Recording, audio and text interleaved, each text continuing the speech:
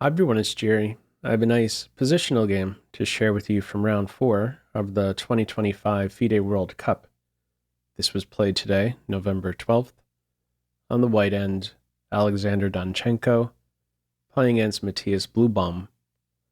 Alright, this is game 2 of 2, classical time controls.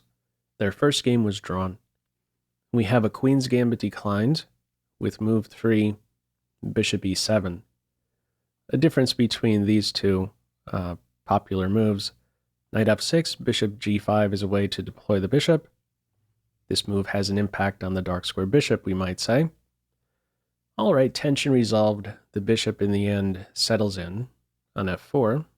Knight F6 only now. Play develops slowly. From here, each side making healthy moves. Got your flight square once castled, and we're ready to preserve the bishop against any future Knight H5 ideas. C5, knight's out and about, rapid development here, tension resolved. We work with an isolated pawn, but this is short-lived. Queen B6 increases the pressure on D4, some security over C6 as well. White carries on with more development. Knight takes, queen takes, and in the end, we work with this ram structure. The evaluation here is around equal, as you might expect. Neither side has done anything terrible. Interesting to see how Donchenko slowly outplays his opponent here. This is a very high-level game by Donchenko. We follow with Bishop E6. I was a little curious about a different post for the light square bishop. Seems more active, but you are inviting G4, F5 not as stable as E6. And if you really want to stick around on this diagonal, I'm not sure what exciting stuff is really happening here. F3 is a very good move, taking away E4 from a couple pieces, and in the future, could start drifting towards the center. Okay, at the end of the day, the bishop settles in on this stable post, E6, and from here, bishop D3. The bishop initially went to B5 to put some pressure on C6, okay. That's no longer a thing, and if you stick around on B5, you may be inviting a timely A6, B5 idea, so let's put the bishop on a stable square. And watch out over possible knight jump. Healthy post here. Follow up A6, knight A4, immediately keying in on a weakness behind black's last move. Knight D7, and let me throw this position too as a pop quiz. What move would you play here? Pause the video if you'd like. Okay, from here we have B4, and black's response is bishop F6. Now this last move, B4, paves the way for a nice pivot on C5. This will be a very disruptive piece, and if ever captured, white is in a spot to take towards the center, and that B pawn will feel a lot of pressure. Difficult to handle that. Now, rather than bishop F6, the move in the game, what happens if bishop captures pawn? Which rook would you play to B1 here? Pause the video if you'd like. Okay, the correct way here is with rook F to B1 with this line. Normally you wouldn't want to keep your cornered rook without a single legal move, but in this case it plays a role in the line with A5. It's there to support A3, and eventually white crashes through. A wild rook emerges on the 7th rank. Alright, black doesn't pick up the B pawn. It's bishop F6, D4 secure, and now move 17, knight B8. A clock update here. Time controls for this game, players begin with 90 minutes. White still has 90 minutes.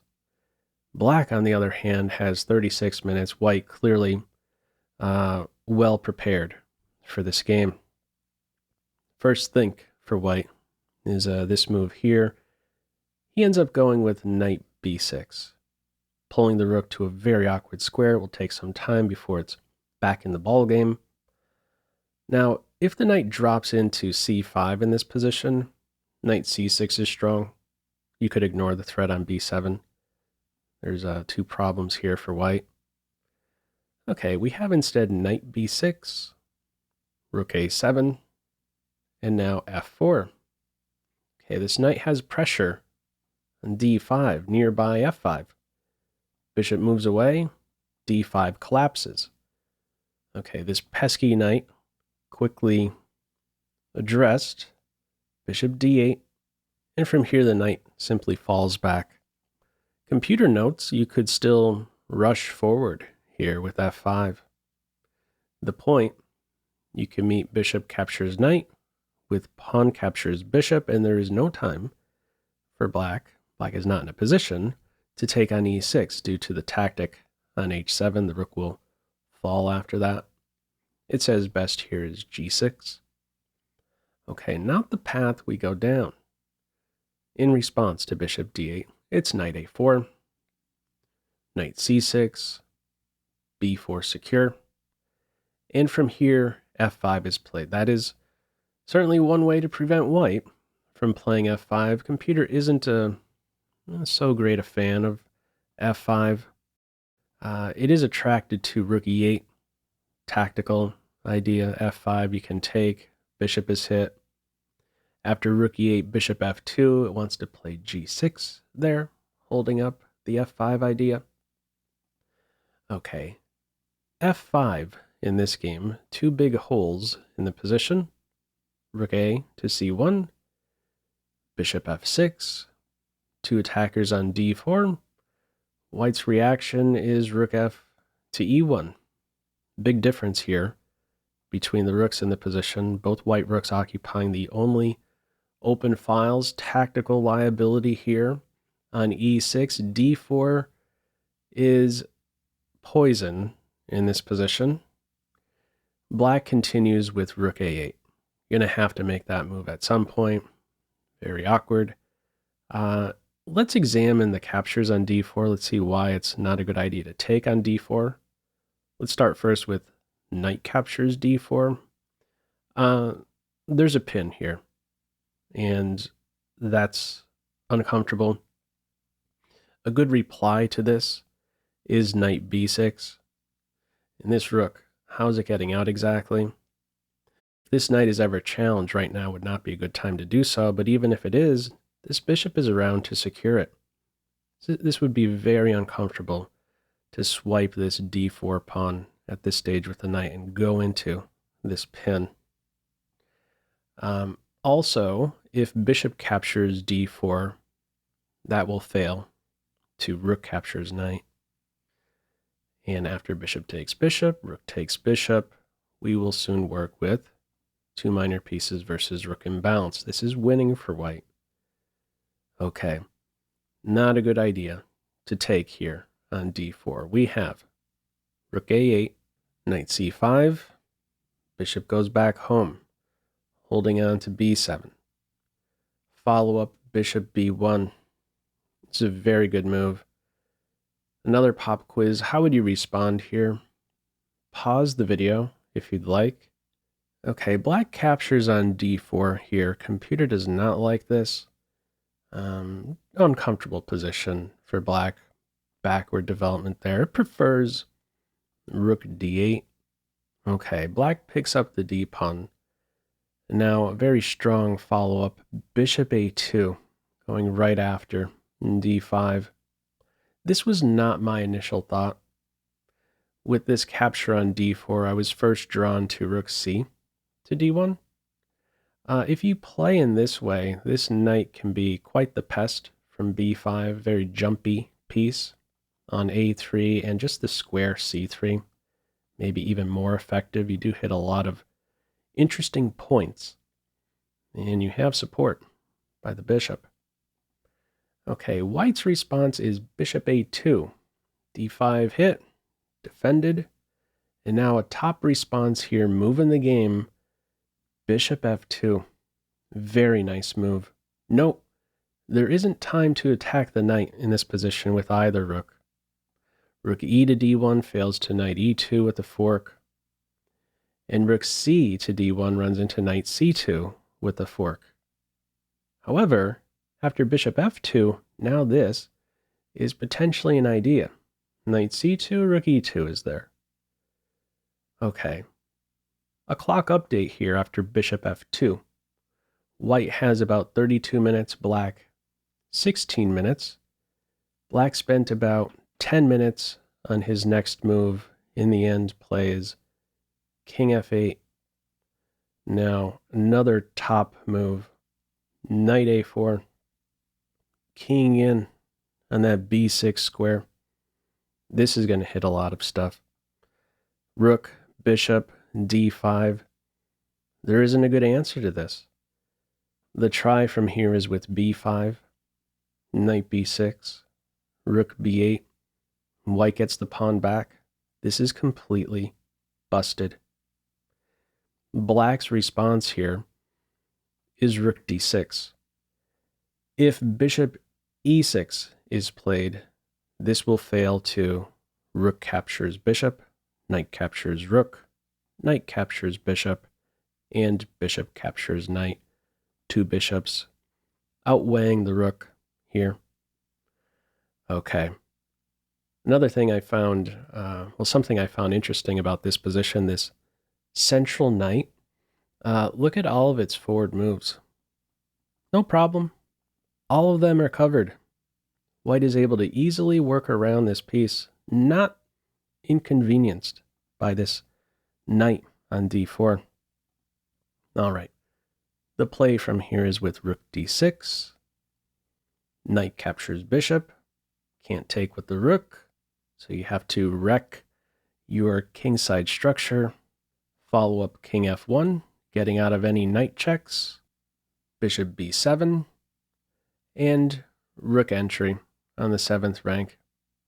Just going to clean house at this point. Bishop e4, preventing the doubling on the 7th rank, but one rook is already dangerous enough. A very significant pawn now picked up past h-pawn. That's the extra pawn in this case, and it is a busted position here for black. Black doubles rooks. Rook d1, knight e6, check, both rooks come off, and this is a winning minor piece ending. Nice follow-up bishop c5 check. Both bishops controlling these f-file squares. The king cannot cross the f-file. The king will not be around to stop this passed h-pawn, so it'll be down to the knight or the bishop to try and stop this passer. From here, king d7, h4, knight e6, f4, secure. Black continues with a check here. If we end up with a knight for dark square bishop exchange, this is still a winning position for white. If this one played out with, let's say, bishop f3, there's king f2. If the bishop is sticking around to now defend against h5, this is a strong move. How does the black king improve? There's no improvement. Very good coordination here between bishop and pawn, and this paves the way for the king to take up a nice central post, maybe even hint at approaching the pawns here. Both king and bishop are completely restricted in this position. These could be ideas at some stage. Bishop f7 with then h5. Black may soon be running out of moves in this ending. Okay, we don't see a knight for dark square bishop exchange. It's the check, king e1, knight g7, bishop f7, bishop c4, and move 44. Final move here, bishop g6, and black resigns.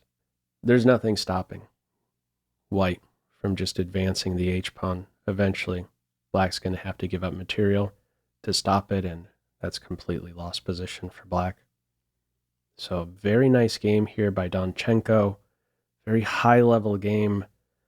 This one here registering 99% accuracy. Bluebaum might as well have been playing against Stockfish here.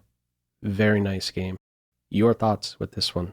Feel free as usual to leave any feedback to this video in the comments section below.